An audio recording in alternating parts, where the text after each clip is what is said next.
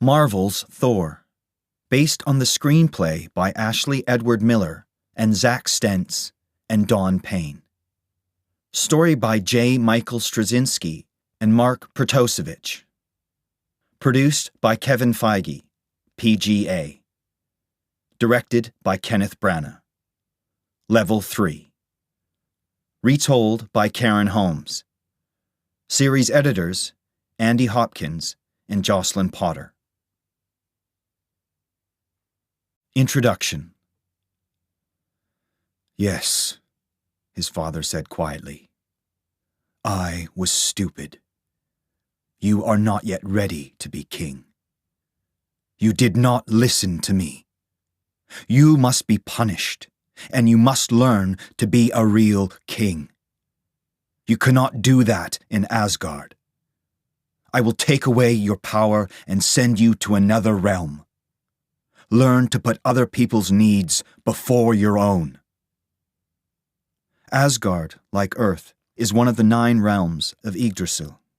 Yggdrasil, the world tree, is an energy field that joins these realms together. Odin, king of Asgard, is worried about his older son. Thor is brave, but he is also young, proud, and thoughtless. He does not follow his father's orders, and as a result, he puts Asgard in great danger. Odin decides to take away Thor's special powers and send him to Earth. Maybe in another realm, he will learn to be wiser. When Thor arrives on Earth, he meets Jane Foster, a young scientist, and her friends. Can they help him to get back his power? Will Thor find his way home again? And will he win the love or hate of Odin's other son, his brother, Loki? Produced by Marvel Studios, Thor was first shown in 2011. Marvel is famous for its stories of powerful men and women from other worlds. The Avengers, Guardians of the Galaxy 1 and 2, Captain America, Civil War. Many of these stories are also Pearson English readers. The action in Thor takes place in 3 of the 9 realms. Jane Foster and her friends live and work on Earth, in the United States. Thor's home is on Asgard. The 3rd realm is the frozen land of Jotunheim. There is peace between the realms at the beginning of the story, but war is always possible. Thor stars Chris Hemsworth as Thor, Natalie Portman as Jane Foster, and Anthony Hopkins as Odin. The movie, with its exciting story and great battles, was a big success around the world. Chapter 1. A stranger arrives. The air was dry and cold near the small town of Puente Antiguo, New Mexico. Darcy Lewis sat in the driver's seat of an old van full of expensive scientific equipment. She was a college student working with scientist Jane Foster. Another scientist, Dr. Eric Selvig, sat in the passenger seat. In the back of the van, Jane opened the roof and climbed onto it. Selvig followed her, and they looked up into the darkness. "So, what exactly are we looking for?" Selvig asked. He was a friend of Jane's father and knew her well. "Why did you ask me to join you here in New Mexico?" "I told you. Something strange is happening in the night sky, and I need your help," Jane replied. "It's a little different each time. Once it was a pool of stars in a corner of the sky. But last week it was a rainbow." A noise from her computer stopped her. "Wait for it," she said excitedly. Nothing happened. The sky above them stayed calm and black. Darcy put her head out of the window and looked up at Jane. "Can I turn on the radio?" she asked. She sounded bored. "No," Jane replied angrily. She and Selvig climbed back inside the van. "I don't understand," she said.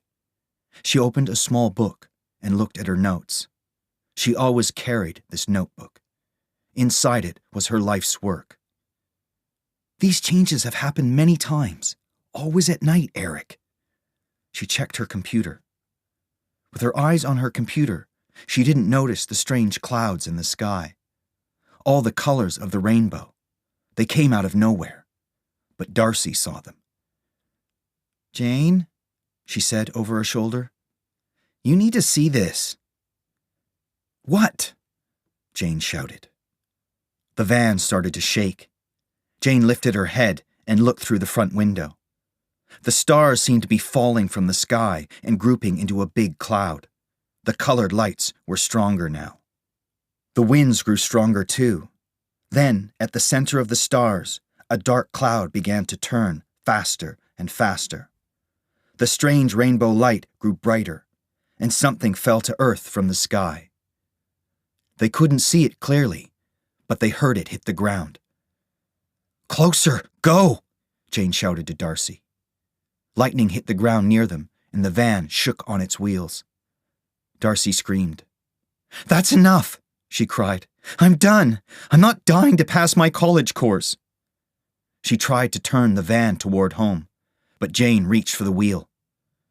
Suddenly, the van's headlights lit up something in front of them, and a large man walked out of the storm and into their path. His eyes were shut, so he couldn't see their van. Pulling at the wheel, Jane tried to drive around him, but she was too late, and bam! The van knocked him down. The vehicle stopped. There was silence as Jane, Darcy, and Selvig looked at the body on the ground in front of them. Then they all jumped out. Jane ran to the man. Was he alive? He was very handsome, with long, fair hair. His face was beautiful. His chest and shoulders were wide and strong. "Is this guy famous?" she thought. "This is going to get me in so much trouble." "Please don't be dead, big man," she said. Then she turned to Selvig and Darcy. "Where did he come from?" she asked. Earlier that same day, Odin, king of Asgard, was in his palace. It was a very important day, but he was worried. Inside the palace, thousands of Asgardians were waiting to welcome their new king, Odin's older son, Thor. Odin was a strong king, but now he was tired. He had to go into the Odin sleep, the deep sleep that always made him strong again. Odin's sleep only lasted for a few days, a week at the most, but during that time, Odin lost his power. While Odin slept, Asgard needed another king. Thor was a brave warrior, but he grew angry quickly and he loved to fight.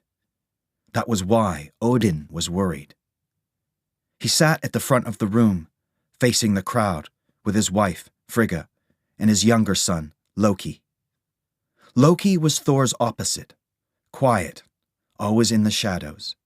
He watched and listened, and he made his own plans. He wasn't known as a brave warrior, but he was very smart. He could play tricks with people's minds.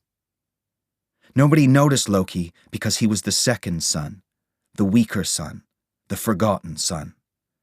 All eyes in Asgard followed Thor.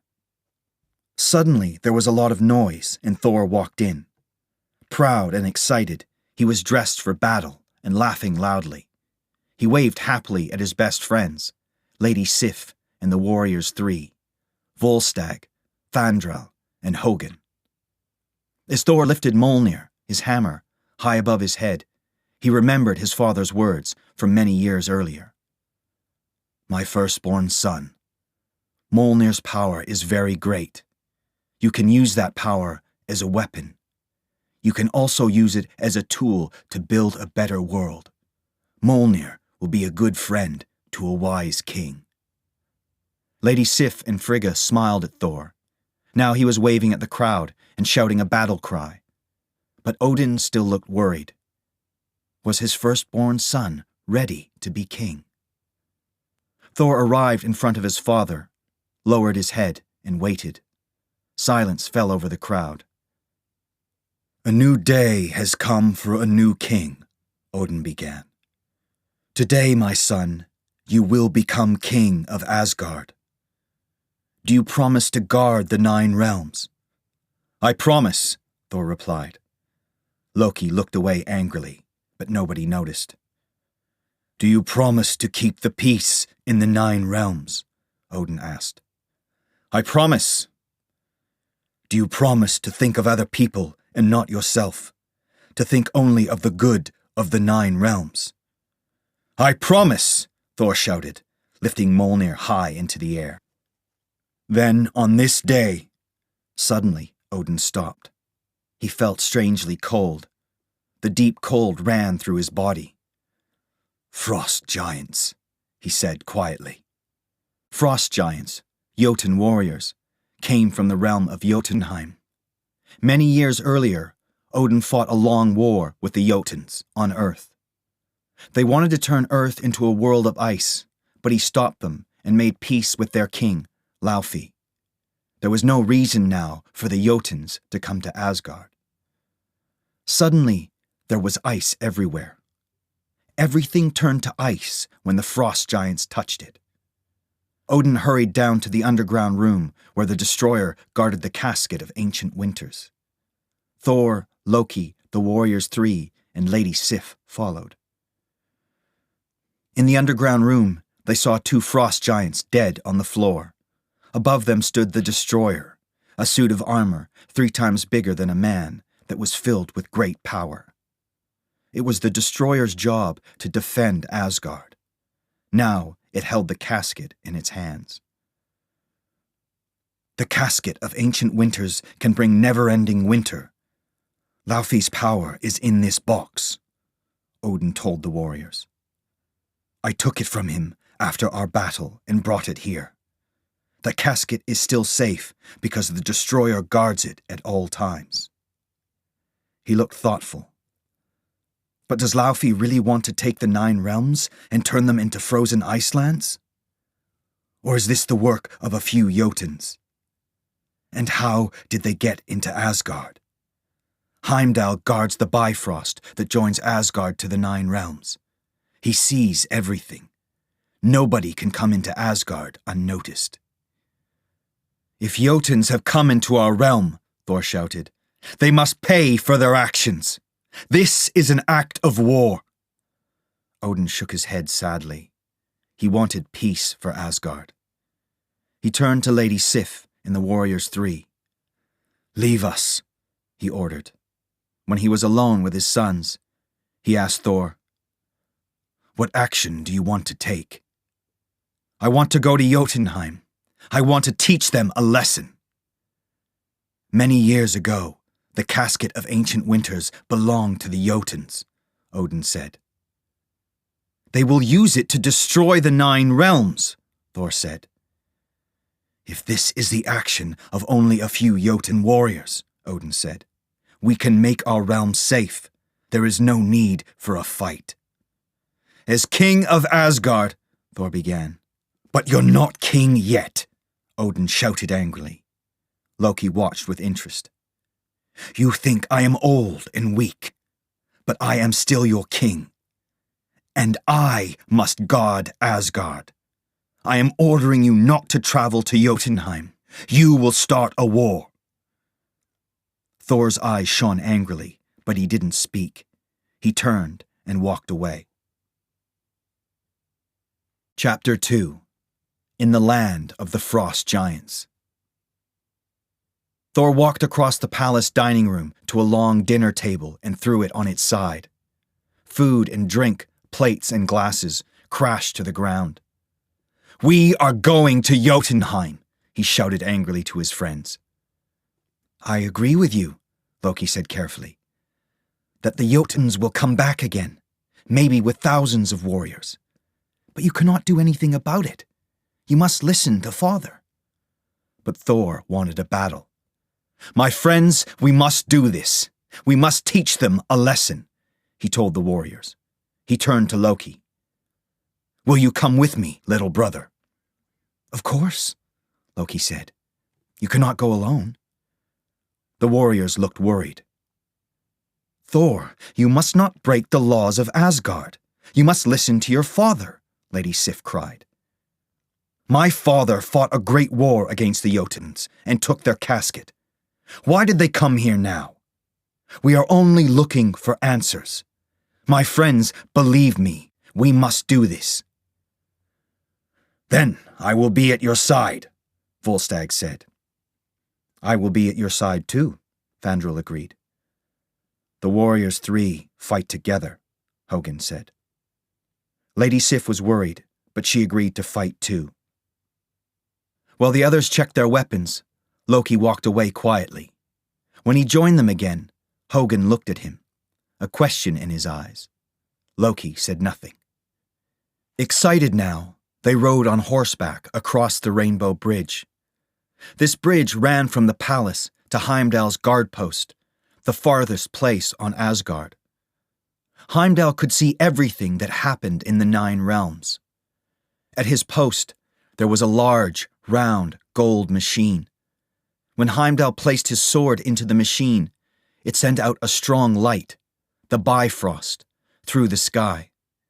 Asgardians could travel through the Bifrost to the other realms. Before they reached the guard post, Thor, Loki, and the warriors climbed down from their horses. "We have to get past Heimdall," Thor said. "That will not be easy," Volstagg agreed. Heimdall answered only to the king of Asgard. He was, of course, waiting for them. "Leave this to me," Loki said. "Heimdall," he began. Heimdall held up his hand. "Silence," he said loudly. He looked at Loki. "Do you think you can use your tricks on me?" he asked. Loki stepped back. Thor moved closer. "Heimdall, can we pass?" he asked. When Heimdall spoke, his words were slow and careful. "For hundreds of years, I have guarded Asgard and kept it safe," he said. "In all that time, no enemy has come into the realm. How did that happen today? I want to know. Which traitor let the Jotuns in?" "We will find out when we go to Jotunheim," Thor said. "Do not tell anyone where we are." "Be careful," Heimdall said. "The Bifrost will stay closed if your return will hurt Asgard. You and your brother and your friends will not be able to leave Jotunheim." That worried them all, except Thor. "I have no plans to die today," he laughed. Heimdall didn't smile. "Nobody plans to die," he said. "Can't you leave the Bifrost open for us?" Volstagg asked nervously. "No," Heimdall said. "Its energy is too powerful. If it stays open, it will destroy Jotunheim." Thor looked at Lady Sif and the warriors three and laughed again. "Let's go," he said. "My friends, we are going to Jotunheim." Heimdall lifted his large golden sword and pushed it down into the machine. The room filled with lightning, and then a bright light shot out into the dark sky towards Jotunheim. The Asgardians were pulled across by the great power of the Bifrost and arrived in seconds in the realm of ice. Jotunheim was cold and dark and full of shadows. "We shouldn't be here," Hogan said nervously. Suddenly, a crowd of frost giants came out of the shadows. Their skin was a blue-gray color, their eyes were bright red, and they were very, very tall. "What is your business here?" one of the giants asked angrily. Thor stepped toward them, but the giants formed a tight circle around the Asgardians. "I will speak only to your king," Thor said. "Then speak," another voice said. A tall, thin giant slowly walked toward him. He looked old, but his voice was proud. "I am Laufey," he said, "King of Jotunheim." "I want answers," Thor shouted. "How did your people get into Asgard?" Laufey looked at him for a long time. Finally he said, "The house of Odin is full of traitors." "Do not tell lies," Thor cried.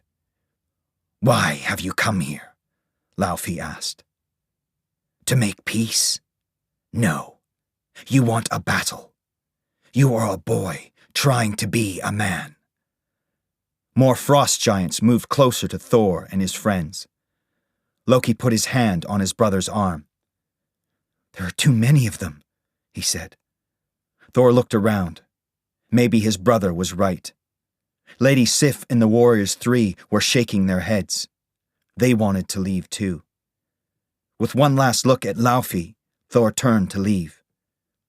And then one of the frost giants spoke. Run back to your home, little boy, it said quietly. Thor smiled. Now he had a reason to fight. He turned and lifted his great hammer, Mjolnir. Slowly, Volstagg, Hogun, Fandral, and Lady Sif pulled out their weapons. The Jotuns touched the cold water at their own feet. It froze their hands into dangerous ice weapons. The battle started. Thor and his friends fought well, and Loki was next to them all the time. But then a strange thing happened to Loki. A frost giant attacked him and touched his arm. Loki looked down. His hand and arm were blue and very, very cold. Surprised, the frost giant stopped fighting and looked at him. Loki killed the giant immediately. Loki didn't understand the changes in his body, but he wanted to keep them secret. Thor threw Mjolnir again and again and killed one frost giant after another. He lifted his hammer and lightning came down from the sky. He was laughing and enjoying the battle, but there were too many Jotuns. The Asgardians couldn't win. Slowly, Laufey's warriors closed the circle around the Asgardians. Back in Asgard, a guard ran to Odin. Thor has taken his brother and his friends into Jotunheim, he said. Angrily, Odin called for his horse. A few minutes later, the Bifrost took him to Jotunheim. When he arrived, the battle stopped. Father, Thor shouted, we will finish this together. Silence, Odin shouted at his son. Laufey spoke. You look tired, Odin, he said. Odin turned to him. Laufey, end this, he ordered. Your boy started it, Laufey said. You're right. These are the actions of a boy, Odin said. We are men. We can stop this. Laufey shook his head. No, Thor will get what he wants. War and death. Odin saw that Laufey held an ice knife in his right hand. Laufey lifted the knife, but Odin was ready. A hole opened in the sky, and the Asgardians were pulled through the Bifrost, out of Jotunheim, to home. In Asgard, Odin turned to his older son. Are you sorry for your actions? He asked angrily. Can you see your mistakes? The Jotuns must learn to fear me, Thor replied. Have you forgotten everything I taught you? Odin asked. Do you think only of yourself? A war with Jotunheim will kill thousands of innocent people. The 9 realms are laughing at us, Thor shouted. You are a proud, thoughtless boy, Odin cried. And you are a stupid old man, Thor shouted back. Yes, his father said quietly. I was stupid. You are not yet ready to be king. You did not listen to me. You must be punished, and you must learn to be a real king. You cannot do that in Asgard. I will take away your powers and send you to another realm. Learn to put other people's needs before your own. Odin pulled off pieces of Thor's armor. The Bifrost lit up, and Odin pushed Thor into it. His son disappeared. Odin put out his hand, and the hammer, Mjolnir, flew into it. The next owner of this hammer will be strong and powerful, but he will also be wise, he said. He will use the power of Mjolnir wisely. Then Odin threw the hammer after Thor, and it also disappeared. The man on the ground stood up slowly. He looked down at his clothes, then up at the sky, and then at Jane. "Are you okay?" Jane asked. The man looked around. "Hammer," he said finally. Then more loudly he called, "Hammer!" Jane didn't know what to say. Then out of the corner of her eye, she saw strange shapes in the sand. They were in the place where the strange man landed. She stopped thinking about him. "We need to record these shapes quickly before anything changes," she said, excited. She reached for her notebook. Selvig spoke. "Jane, we need to take this man to a hospital." Jane continued writing notes. "He's okay." The man pointed at the sky. "Father! Heimdall!" he screamed. "I know you can hear me. Open the Bifrost." Jane looked at him. "Maybe he's not okay," she said slowly. "You and Darcy take him to the hospital. I'll stay here." She turned back to her notebook. The man went to Darcy. "You!" he shouted. "What realm is this?" New Mexico?" Darcy said. This man was very handsome, but he also seemed crazy and very angry. When he moved closer, she stepped back. She reached into her pocket and pulled out her taser. "Do you think you can attack Thor with that?" Thor didn't finish his sentence. Darcy shot at him with the taser and he fell to the ground. Jane looked up from her notebook. The man wasn't moving. "Okay," she said. "We'll all go to the hospital." They drove away. Behind them, a large, heavy object fell from the sky and landed on the ground. Puente Antiguo Hospital wasn't busy. A young nurse sat behind the desk. "Name?" she asked. "He says it's Thor," Jane answered. "And how do you know him?" "I've never met him before," Jane said. "Until she hit him with a van," Darcy added. Jane looked angrily at her assistant. "I need a name and a telephone number," the nurse said. Selvig gave her his card. "You can reach us here," he said. Jane watched some other nurses take Thor away. "We've done what we can for him," she thought. "So why don't I want to leave him?" Back in her office, Jane and Selvig printed the pictures of the sky from her computer. "These clouds seem to join different stars," Jane explained, pointing at the rainbow-colored clouds. Suddenly Darcy said, "Look at this." She held up a picture of a cloud of stars. There, in the middle, was Thor, falling from the sky. They all looked at the picture in surprise.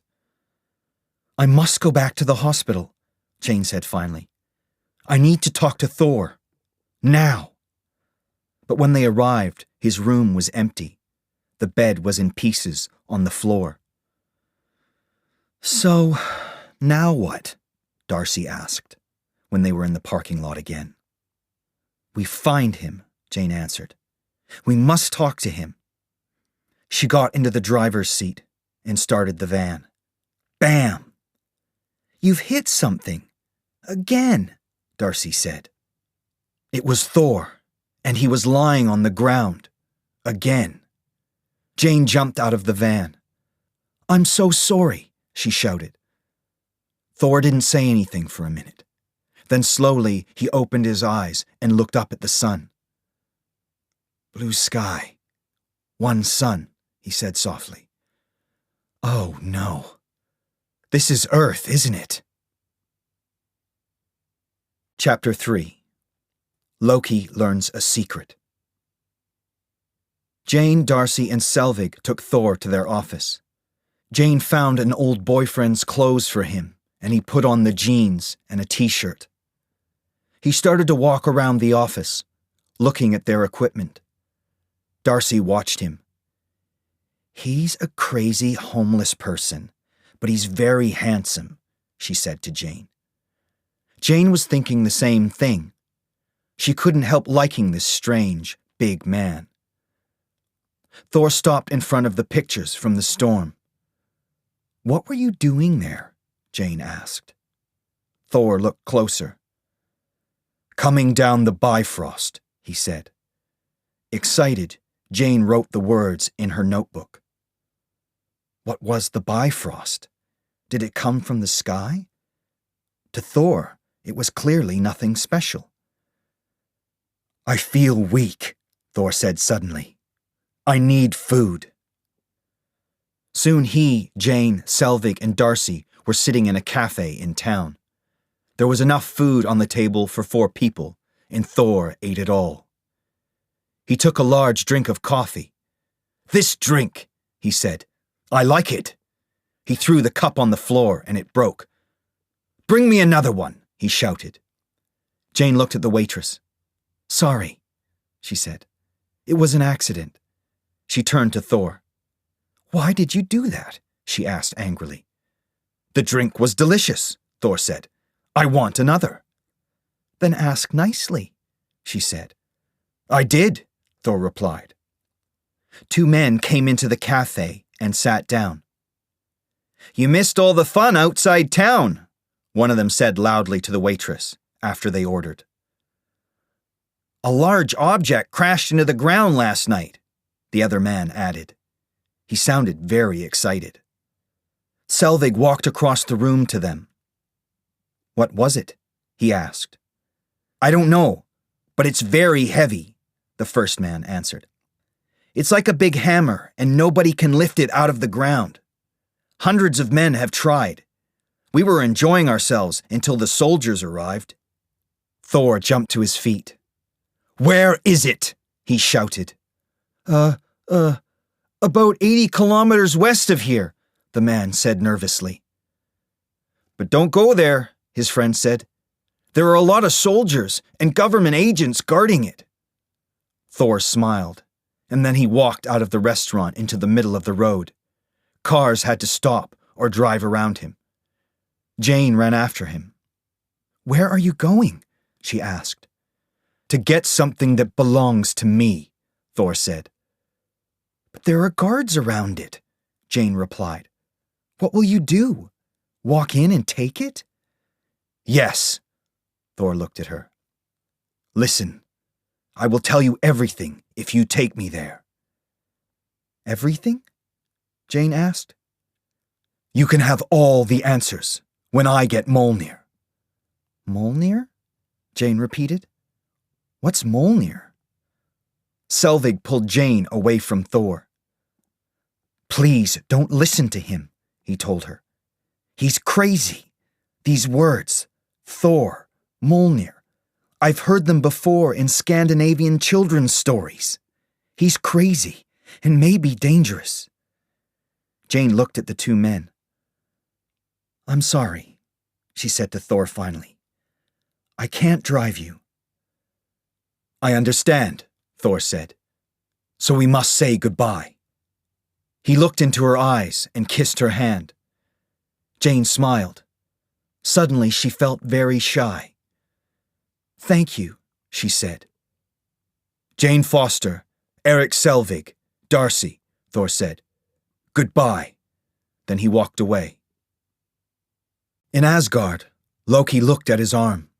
His skin was warm and white again. What happened to me in Jotunheim? He asked himself. Why didn't we stop Thor going to Jotunheim? Volstagg asked sadly. How could we? Lady Sif replied. How did Odin know that we were in Jotunheim? Volstagg asked. Loki looked at him. I told one of his guards. You told a guard? Volstagg shouted angrily. I saved our lives, Loki said, and Thor's. Loki, Lady Sif said. Only you can help Thor now.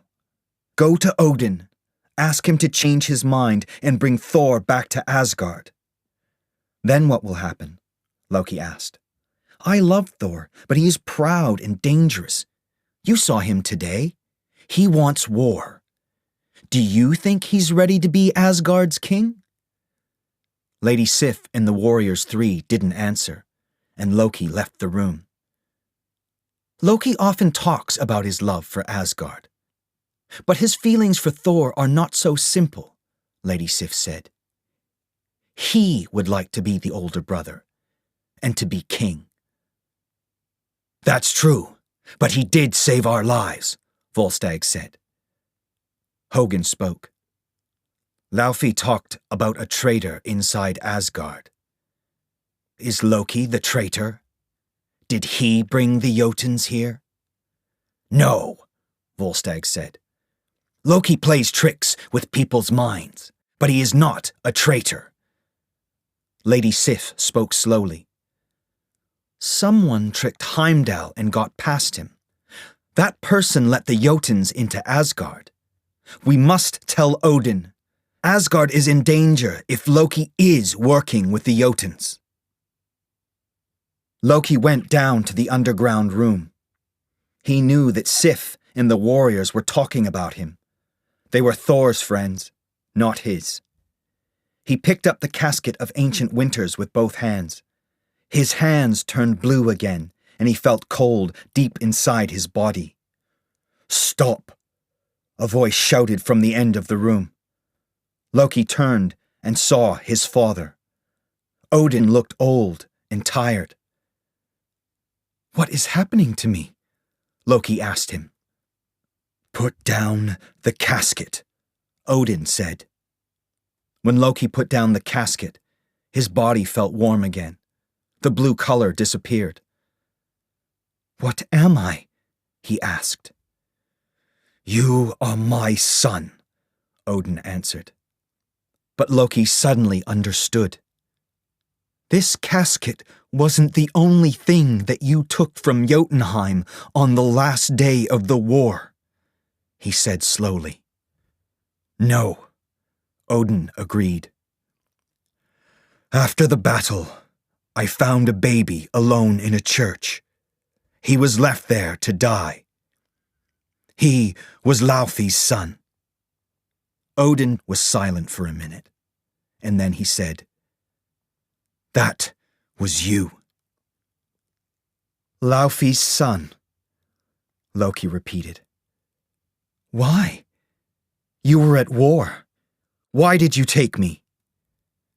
You were an innocent child, Odin said. But Loki knew there was more.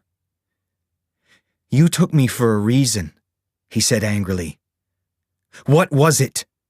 Tell me. I wanted to join Jotunheim and Asgard. I wanted to bring peace to both realms one day, through you, Odin said. Loki felt angry and hurt. So I am a stolen child here only for that one reason. Now I understand why Thor is your favorite son, he said. I am a Jotun. I can never be king of Asgard. You are my son. I didn't tell you because I wanted to protect you. Odin's body began to shake. He felt very weak, and he held out his hand to Loki.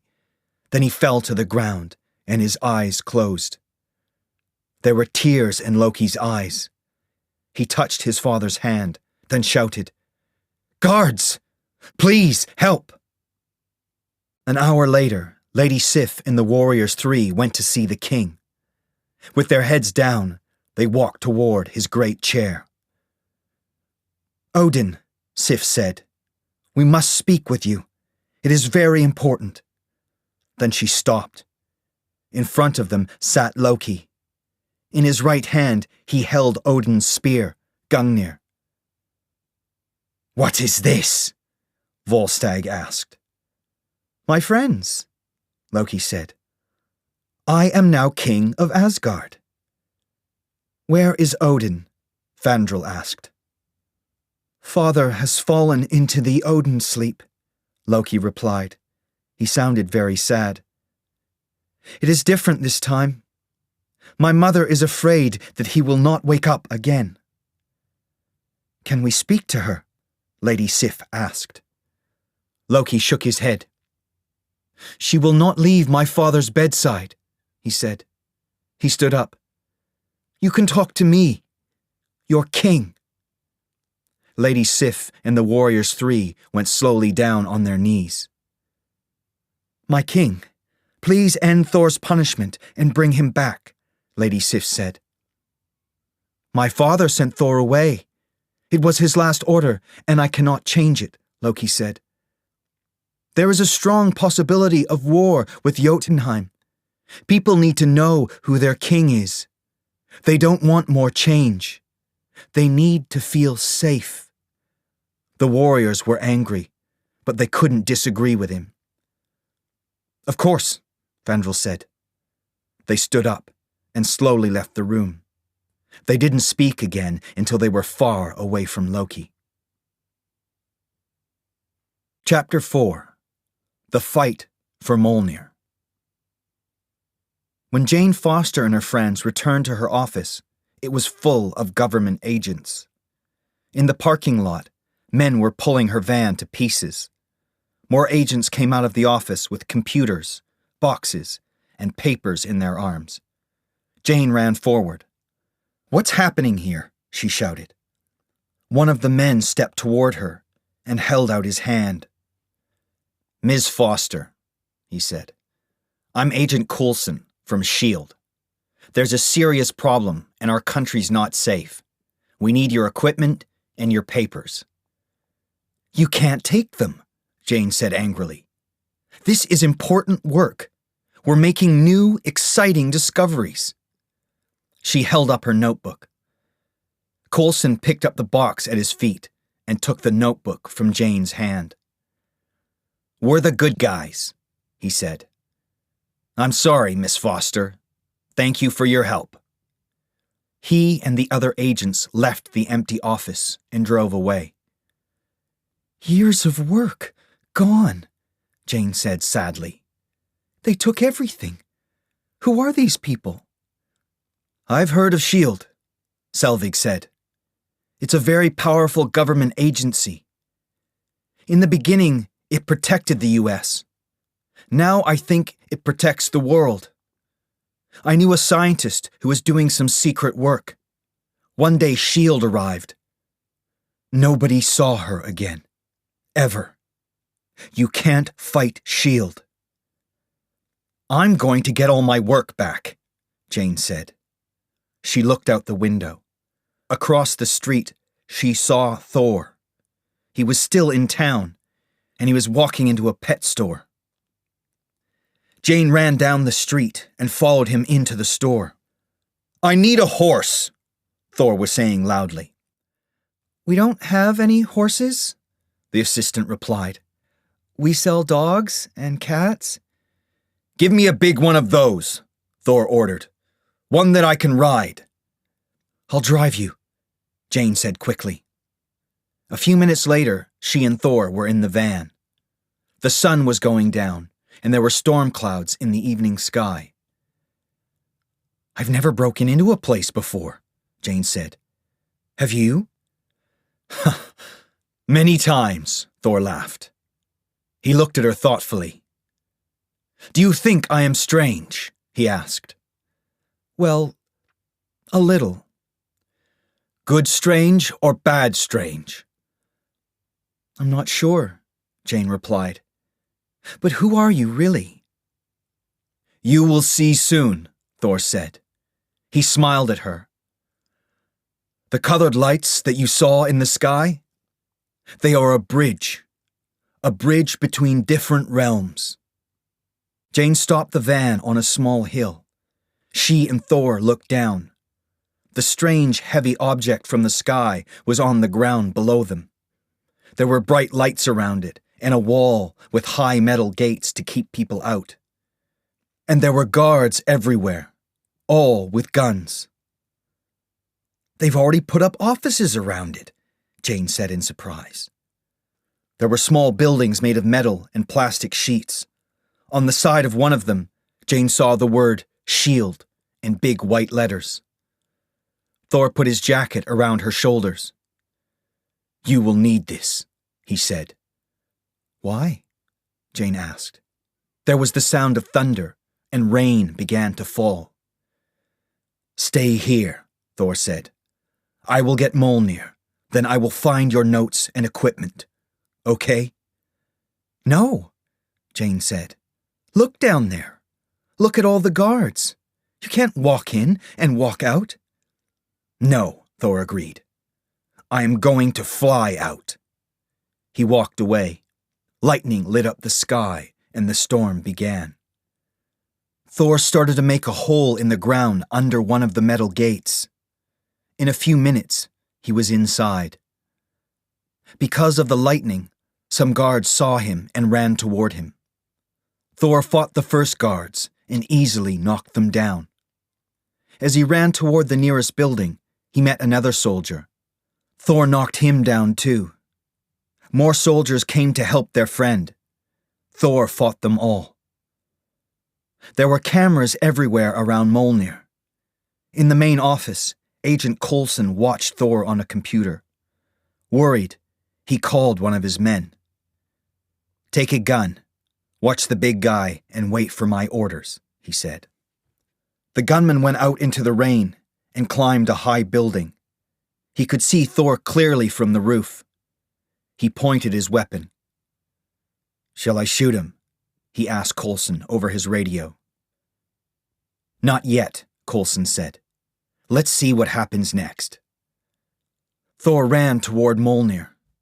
He was almost there when a very big, tall soldier stepped around the corner. He attacked Thor, and they started to fight. You're big, Thor said with a smile. But I fought bigger. They fought hard for a long time. The soldier was strong, but finally Thor knocked him down. The man didn't move again. Up on the roof, the gunman smiled. I'm starting to like this guy, he said over his radio to Coulson. Do you really want me to shoot him? Wait, Coulson said again. Thor ran around a corner and smiled. There was Mjolnir. Now he could get back his power. Bright blue light traveled from the hammer toward Thor and up into the sky. Thor reached down and touched the ancient war hammer. He smiled again and pulled, but Mjolnir didn't move. What was wrong? Why didn't he have any power over the hammer?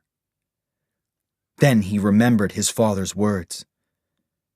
The next owner of this hammer will be strong and powerful, but he will also be wise. Thor looked up at the stormy sky. No!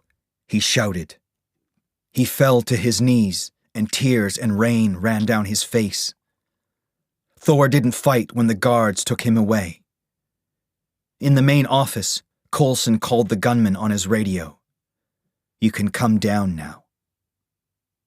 Up in Asgard, Heimdall looked down to Earth and watched Thor. Jane watched him too, from up on the hill. After a long time, she ran to the van and drove back to the office. She told her friends about Thor and Mjolnir. He's a criminal, Selvig said. He's in prison now. What's the problem? I can't leave him there, Jane shouted. Darcy showed her a children's picture book. Look, she said. There was a picture of a hammer and it had a name, Mjolnir. Jane took the book from Darcy. Where did you find this? Selvig answered. We were working in the library. We found it there. I told you, Thor is telling you silly stories. We're scientists, Jane. Maybe there really is a kind of bridge of light that travels through the sky. Maybe people from other worlds crossed it thousands of years ago, Jane said. That's where these stories came from. Thor and his hammer were here on Earth before. Maybe it is science, but we don't understand it yet. Selvig was silent for a minute while he thought about this. Finally, he spoke. I don't understand any of this, Jane, he said. But I'll help you. We'll get Thor out of there. Thank you, Eric, she said. Selvig made a phone call. He had an escape plan for Thor. Thor sat on a chair. There were small cuts on his face, but the pain was inside him. Agent Coulson was trying without success to question him. In a fight, my men couldn't win against you. That hurts me. Who are you? Are you a soldier? Coulson asked. Where did you learn to fight? We will find out. Thor didn't answer any of the agent's questions. Finally, Coulson left the room, and Thor lowered his head. When he looked up, Loki was standing in front of him. He was wearing a suit and tie and a long black coat. He looked like a U.S. government agent. Loki, what are you doing here? Thor said in surprise. Then he noticed that his brother was looking very serious. What has happened? I needed to see you, Loki said. Father is dead. Your actions, the possibility of a new war with the Jotuns. It was too much for him. What? There were tears in Thor's eyes. Loki's plan was working. My actions and words killed my father? I know that you loved him, Loki said. I tried to tell father, but he did not listen. He waited, and then he said, I am king of Asgard now. First, the news of his father, and now this. Thor tried to understand. Can I come home? He asked hopefully. Mother does not want you to return, Loki said sadly. And the peace agreement with Jotunheim will end if you do not stay here. He turned away from Thor. Goodbye, brother. I am very sorry. No, Thor said. I am sorry. Loki, thank you for coming here. Loki left the room and went straight to Mjolnir. He tried to lift it, but it didn't move. Agent Coulson returned to Thor's room. You have a visitor, he said. Behind him was Dr. Selvig. Donnie, there you are, Selvig said. He turned to Coulson. Yes, this is Dr. Donald Blake. He's a scientist who works with me. He's usually a wonderful man, but when you took our work, he went crazy. He wanted to get it back. Donnie, he said to Thor, it's going to be okay. I'm taking you home. Thor was too unhappy to make sense of Selvig's words. But on the way out of the building, he saw Jane's notebook on a table and picked it up. Agent Coulson looked up from his computer in a picture of the real Dr. Donald Blake and watched the two men leave. Follow them, he said to one of his agents. When they were in the van, Selvig turned to Thor. I'm only helping you because of Jane. Her father and I were teachers together. I will never hurt her, Thor said. Good. Selvig started the van. But I've seen the way that she looks at you. I want you to leave town. Stay away from her. Chapter 5. Loki's Plan. Loki left his brother, but he didn't return to Asgard. He traveled to the icy realm of Jotunheim. This was the realm of his enemies, but it was also, he now knew, his true home. Frost giants came out of the darkness, with Laufey at their head. Laufey's red eyes burned out of the darkness. Loki stepped toward him. Kill him, Laufey ordered the frost giants. After all that I have done for you, Loki said calmly. Laufey looked at him closely. So you are the traitor who led us into Asgard, he said. Loki smiled. That was fun. It destroyed my brother's big day. But Laufey was angry. Some of my soldiers are dead, and I still do not have the casket of the ancient winters. He reached out and attacked Loki. Loki didn't fight back. His skin turned blue and cold when Laufey touched him. You don't know who I am, Loki said. He smiled. Hello, father. Ah, Laufey said in surprise. So Odin took you, but he did not kill you. He's a weak man, and you are weak too. I am not weak now. I am king of Asgard until Odin wakes up, Loki said. I want to suggest something. I will hide you and your frost giants in Odin's palace. I will take you into Odin's bedroom, and you can kill him. Then I will be king of Asgard forever, and you can have the casket. There will be peace between our two realms, peace that I have made, not Odin or Thor. Laufey thought about it. Then he smiled at Loki. This is a great day for Jotunheim. Asgard will finally be ours. No, Asgard is mine, Loki said. The other parts of the 9 realms will be yours. For a minute, Laufey didn't speak. Then he said, I accept. When Loki returned to Asgard, he met Heimdall at his guard post at the end of the Rainbow Bridge. Heimdall looked closely at him. You have come from Jotunheim, but I could not see you there. I could not hear your words, he said. You were hidden from me. When the Jotuns came into Asgard, they were also hidden from me. He knows that I let the Jotuns into Asgard, Loki thought. But I do not want to fight with him. He is too strong. Maybe you are getting old, he said. You have great power, Heimdall. Did Odin ever fear you? No, Heimdall said. He was my king. I promised to do all that he asked. And now I am your king, Loki said. You work for me. For a long time, Heimdall didn't reply. Then he said, Yes. Good, Loki said. Close the Bifrost. Don't open it for anyone. He walked away, but Heimdall was watching him. Thor and Selvig went back to Jane's office. Jane noticed immediately that there was something different about Thor.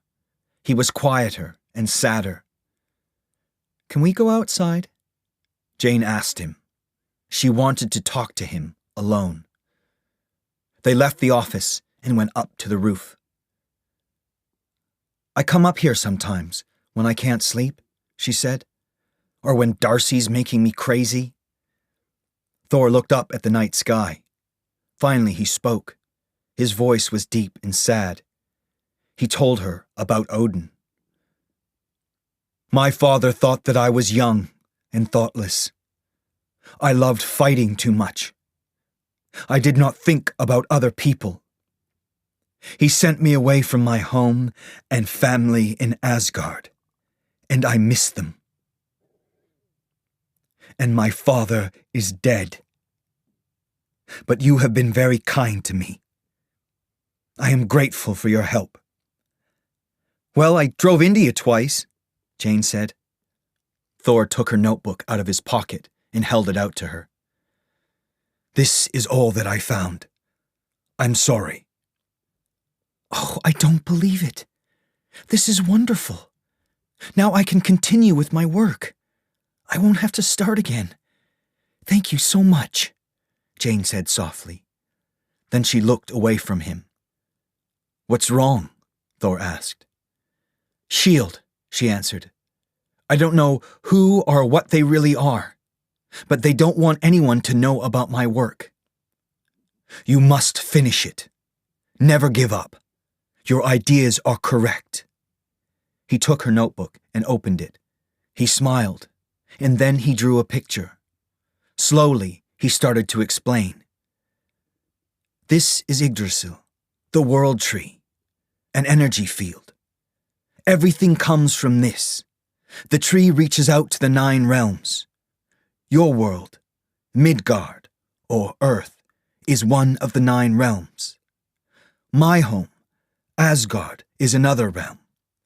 We are all joined together by the world tree. He looked at Jane. She was listening carefully. She is very beautiful, Thor thought. In Asgard, Lady Sif and the Warriors 3 were worried about the future of their realm, and also about Thor.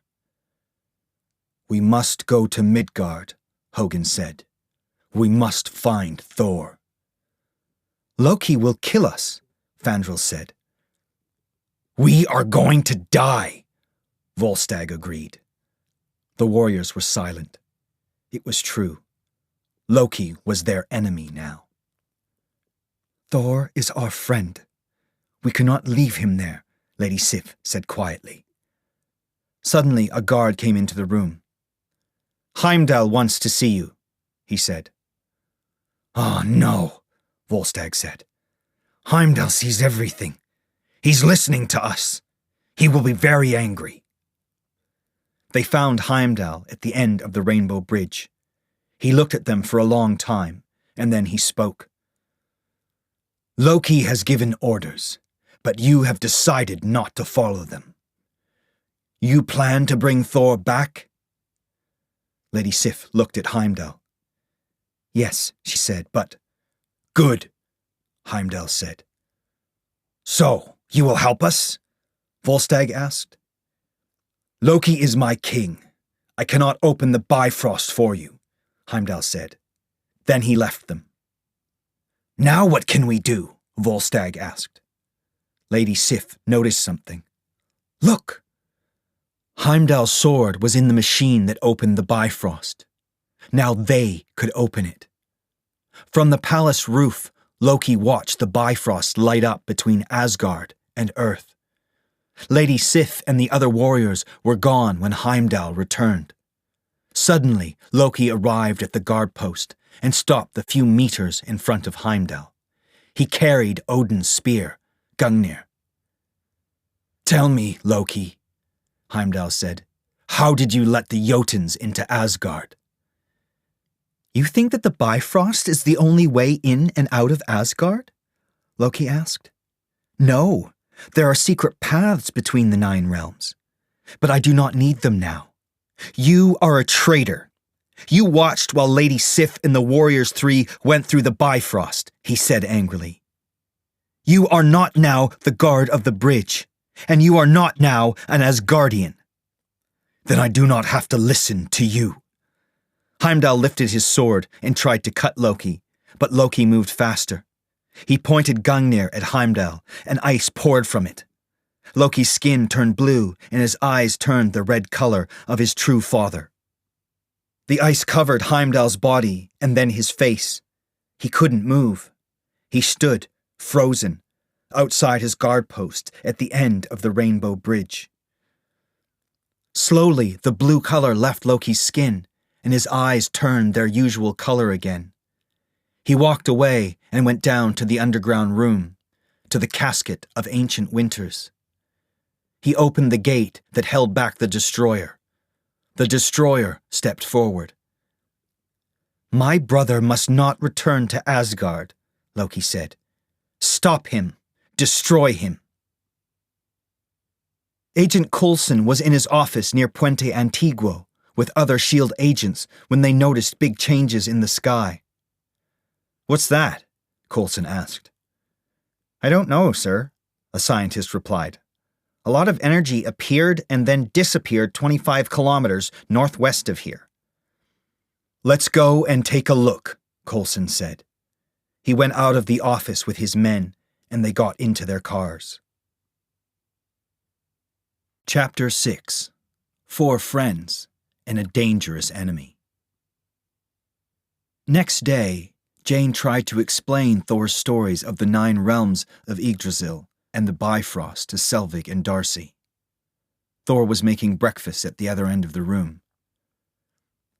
They're interesting ideas, Jane, Selvig said, but no scientist will believe you.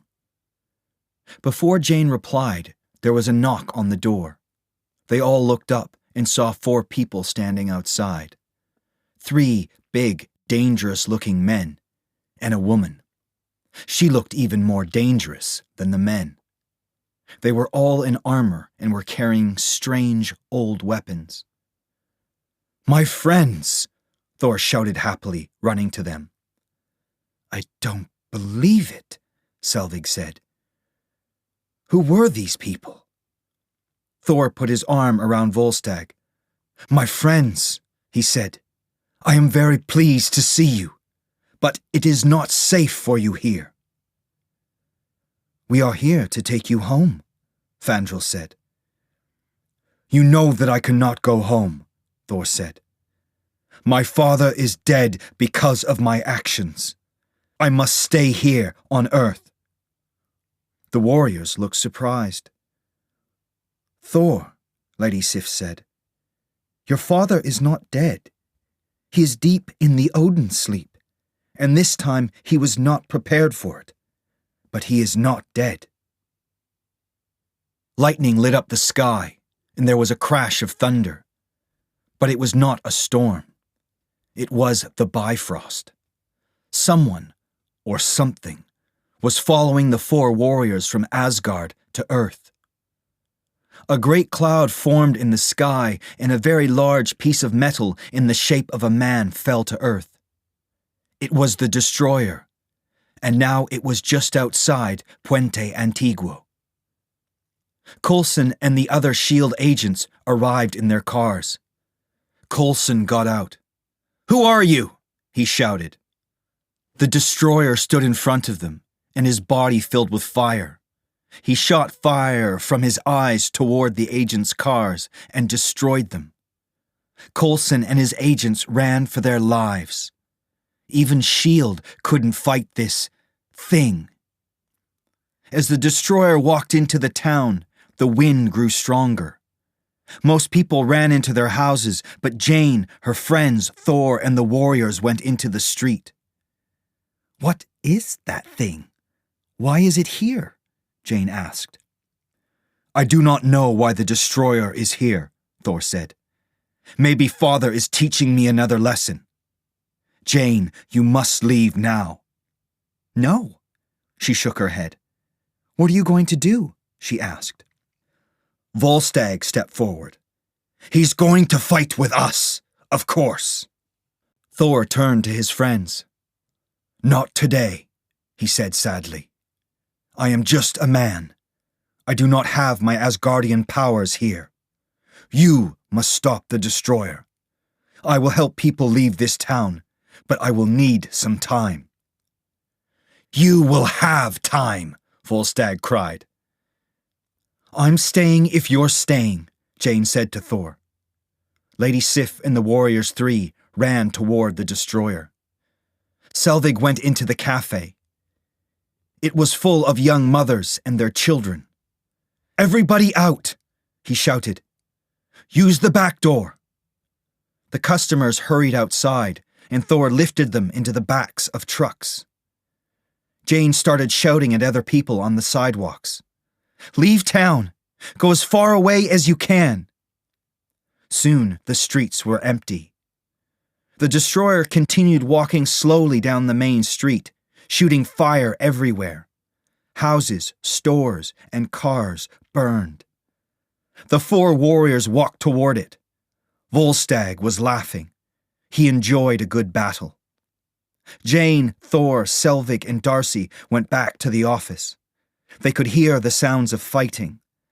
Then they heard a shout, a war cry. Worried, Thor ran back outside.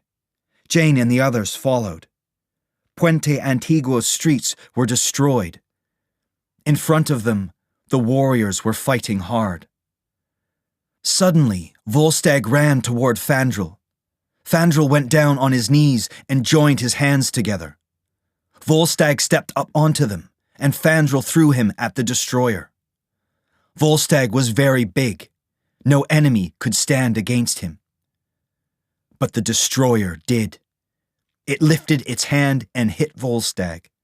The big man flew high into the air and then fell down on top of a car. The destroyer walked toward him.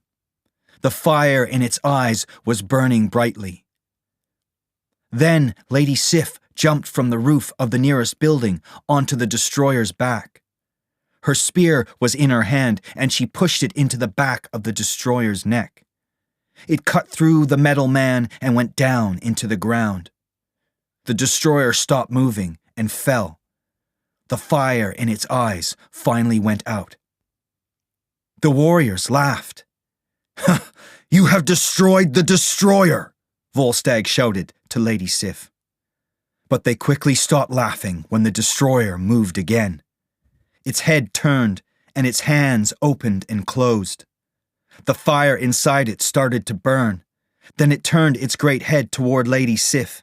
She jumped away as it shot fire at her. The destroyer stood up slowly. It sent its fire down the street. Lady Sif was thrown to the ground, and Volstagg and Hogan fell back through the cafe window. "Go, now, run," Thor told Jane. Jane, Darcy, and Selvig ran away from the destroyer. Thor ran too, toward Lady Sif. She was still on the ground. The destroyer turned to her again. "Sif," Thor shouted, "run!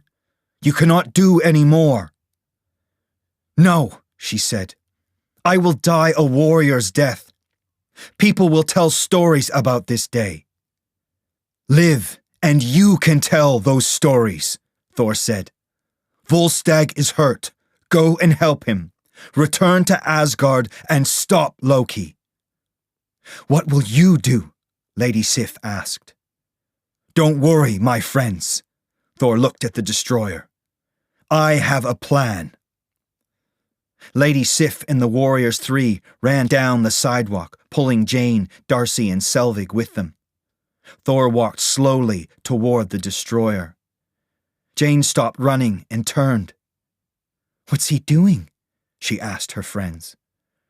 "Brother," Thor said.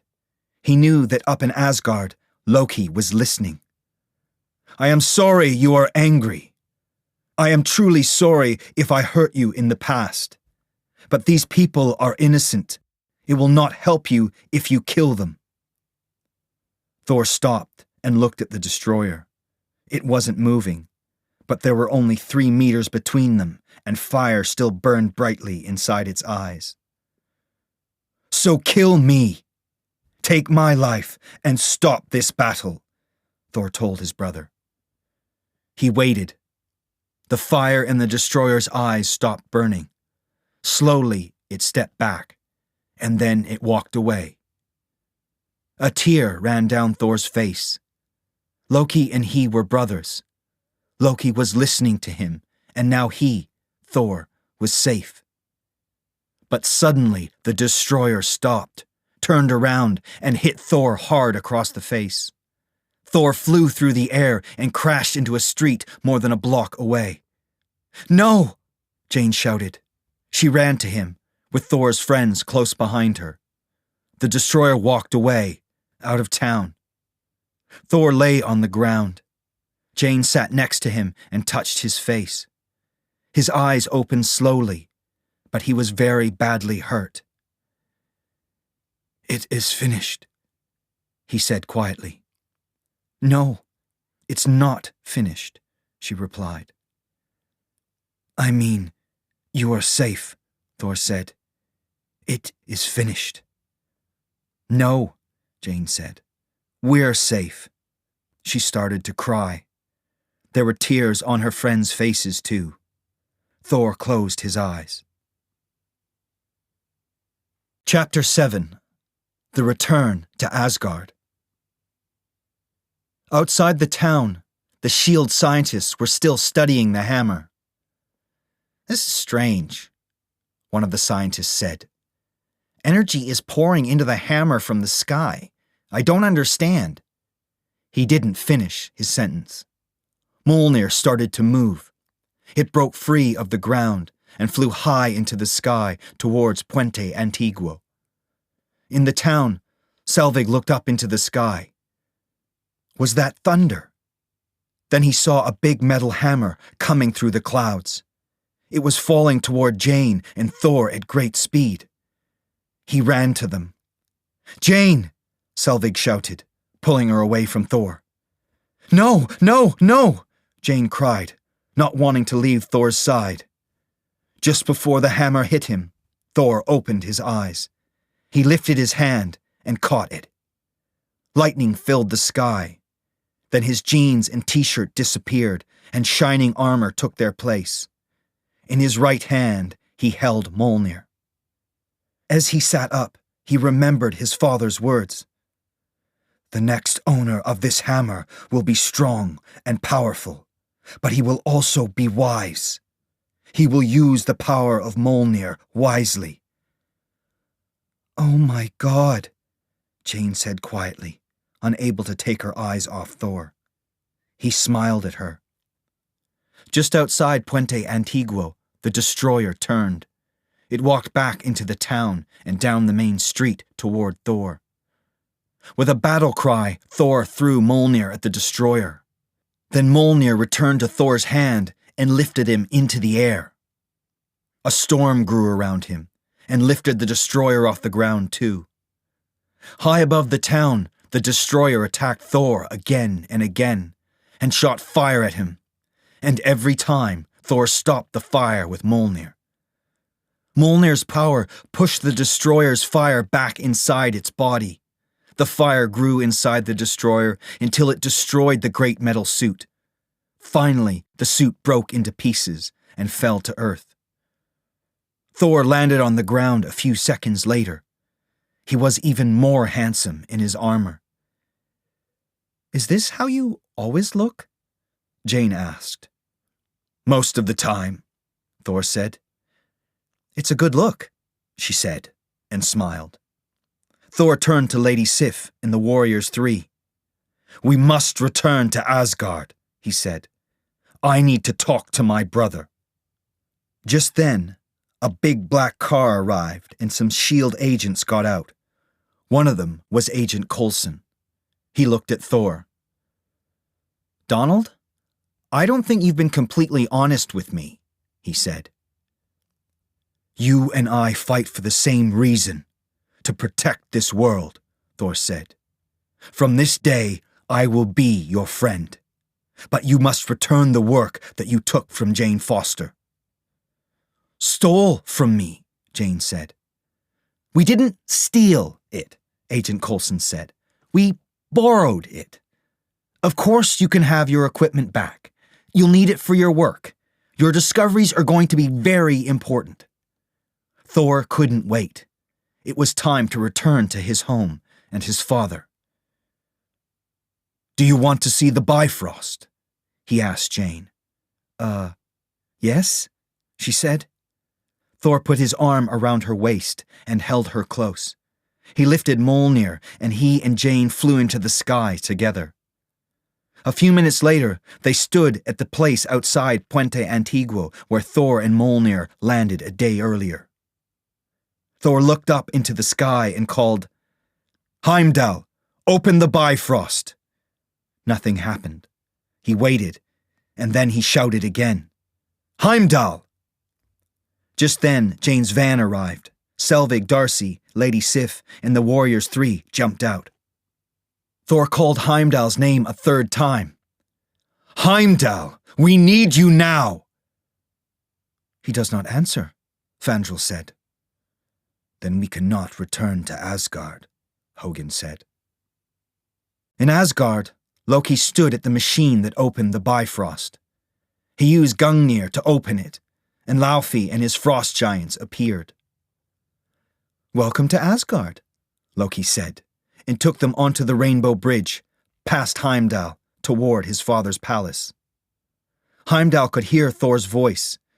Asgard needed him, but he was still covered in ice.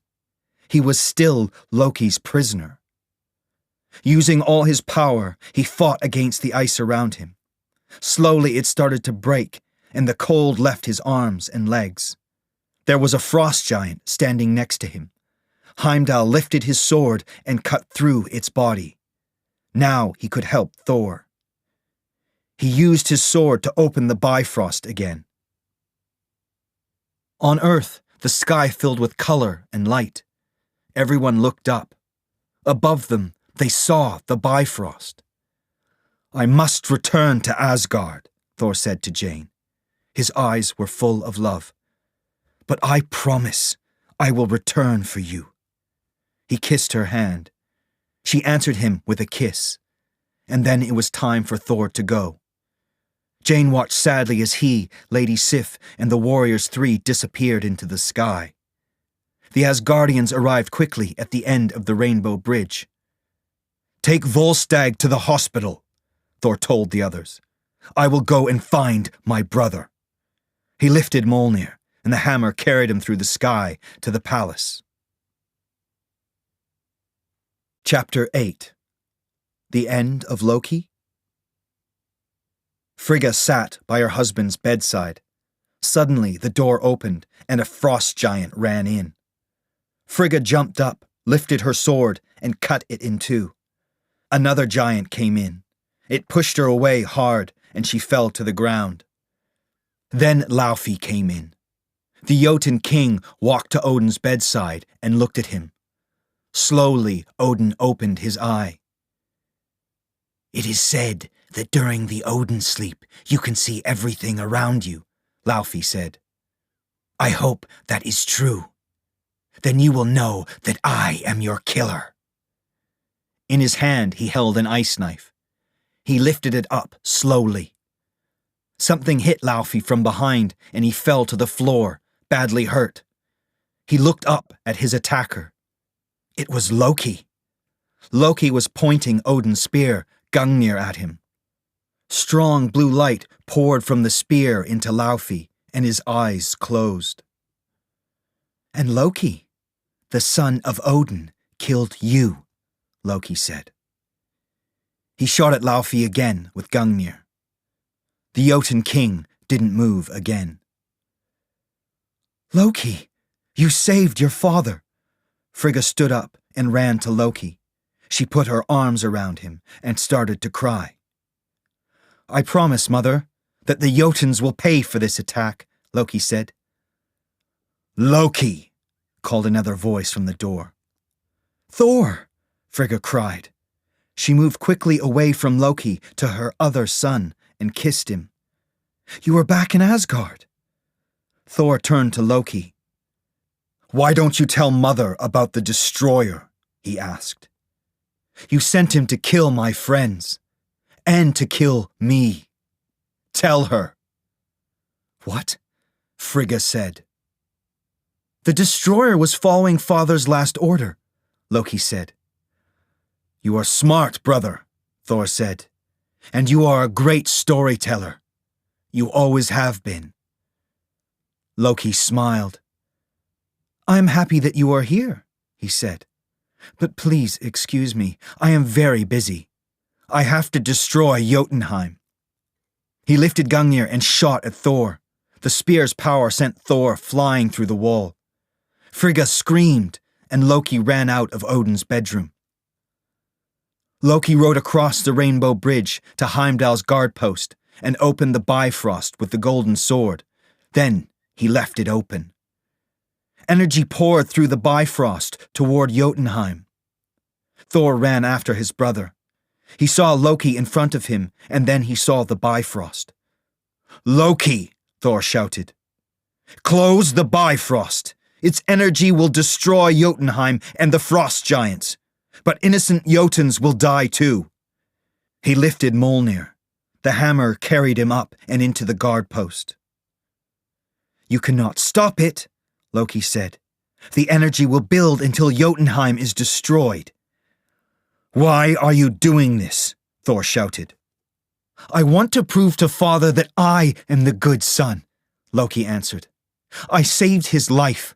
I will destroy the Jotuns and save Asgard. And when Father dies, I will be a good king." "You cannot kill every Jotun." "Why not?" Loki asked. "Why do you suddenly love the Jotuns? You wanted war with Jotunheim. You wanted to kill every frost giant with your own hands." "I have changed," Thor said simply. Loki laughed. "I have changed too," he said. He hit Thor across the face with Gungnir. "Fight me," he ordered. "I will not fight you, brother." "I am not your brother," Loki shouted. "Loki, this is crazy," Thor said. "Is it? What happened to you on Earth? Why are you now so soft?" Then Loki laughed. "Ha! Ah, it was that woman. Well, maybe when we have finished here, I shall visit her." Now Thor was, as Loki hoped, very angry.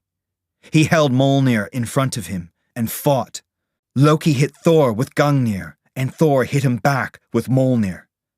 As they fought, they moved out of the guard post and back along the Rainbow Bridge. Energy was still pouring from the Bifrost into Jotunheim.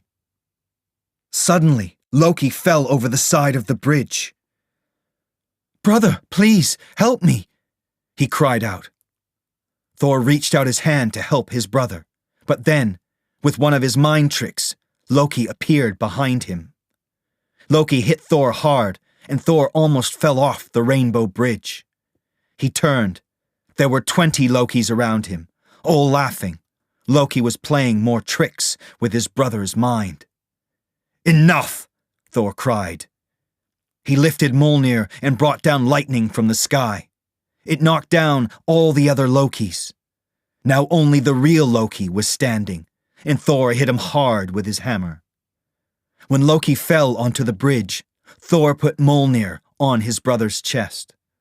Loki could not move or escape from under it. "Look at you!" Loki shouted from under Mjolnir. "Can you hear me, brother? You are so strong! Ha! You can do nothing to stop my plan." But Loki was wrong. Thor reached out his hand and called for Mjolnir. He lifted the hammer to the sky, then brought it down hard, again and again, onto the Rainbow Bridge. Up in his room in the palace, Odin opened his eye. The Odin sleep was at an end, and he was awake. Loki jumped to his feet.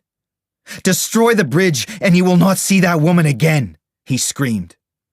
Thor didn't look at him. He lifted Mjolnir higher. "Forgive me, Jane," he said. He brought the hammer down again. Most of the Rainbow Bridge broke into millions of pieces. The guard post fell, and the Bifrost was destroyed with it.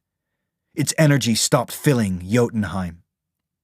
Only a small piece of the bridge was still standing.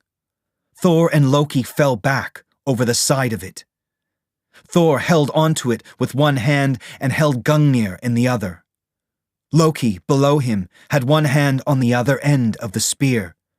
They hung there, unable to move.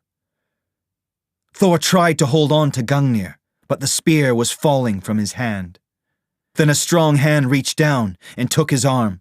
He looked up. It was Odin. After the Odin sleep, his father looked younger and stronger. "I wanted to make you proud, father," Loki shouted.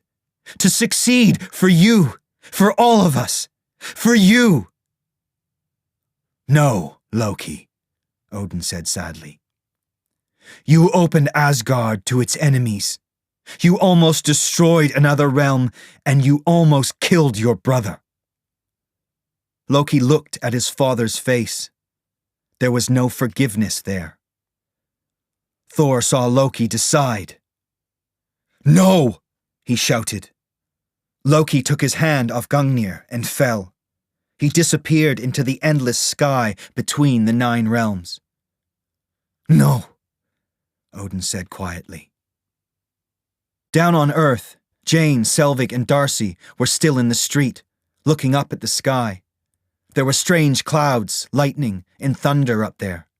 Something terrible was happening. "He's gone," Darcy said. Jane started to cry, and then she slowly followed her friends back to the van. It was time to go home. 2 days later, there was a great party in Asgard. Laufey was dead, and Jotunheim was peaceful again. Odin was awake, and Thor was home. Everyone believed that Loki was dead. Frigga was standing sadly alone, in a quiet corner of the room, far from the main party. Around the table, the warriors three were telling stories about their adventures on Earth. Thor smiled at them, but he too looked sad. He quietly left the table and walked out of the room. Lady Sif watched him. She stood up and went to the Queen. Frigga was standing next to a window now.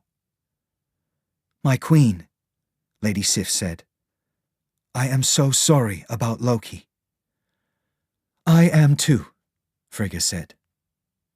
She was watching her husband and Thor. They were on the roof of the palace, looking out over Asgard. "How is Thor?" Frigga asked. "He misses his brother, and he misses her, the woman," Lady Sif said. "Yes," Frigga agreed. "We have all lost things that we love because of Loki." Thor and his father looked down over Asgard. "You will be a wise king," Odin said. "There will never be a wiser king than you," Thor said, "or a better father. I have a lot to learn. I know that now. One day, maybe, you will be proud of me." Odin put a hand on Thor's shoulder. "I am already proud of you."